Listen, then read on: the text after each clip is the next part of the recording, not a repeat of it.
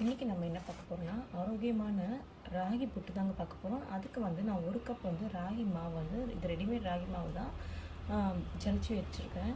இதுக்கு வந்து பார்த்திங்கன்னா ஒரு தண்ணி வந்து ஒரு 1/2 கிளாஸ் தண்ணியில் உப்பு கொஞ்சம் ஒரு பிஞ்ச் போட்டு மிக்ஸ் பண்ணி வச்சுருக்கேன். இப்போ இது நம்ம தெளித்து எப்படி அப்படியே ஊற்றக்கூடாது, இப்படி தெளித்து தான் நம்ம வந்து பிசைஞ்சு பார்க்கணும் எப்படி இருக்குன்ட்டு. பாருங்கள், இந்த மாதிரி கொஞ்சம் கொஞ்சமாக இப்படி தெளித்து அப்படியே மொத்தமாக ஊற்றக்கூடாது. தெளித்து இந்த மாதிரி இப்படி பிசைஞ்சு போடணும். ரொம்ப தண்ணி இருக்கக்கூடாது. இது பாருங்கள், இந்த கட்டியெல்லாம் இப்படி நசுக்கி எடுக்கணும். ஆல்ரெடி வந்து நம்ம சேனலில் வந்து சிகப்பரிசி புட்டு நான் எப்படி செய்கிறதுன்னு போட்டிருக்கேன். அதே மாதிரி தான் இந்த மாவை வச்சு நம்ம பண்ணுறது. பாருங்கள், நல்லா இப்படி இந்த மாதிரி நசுக்கி போடணும்.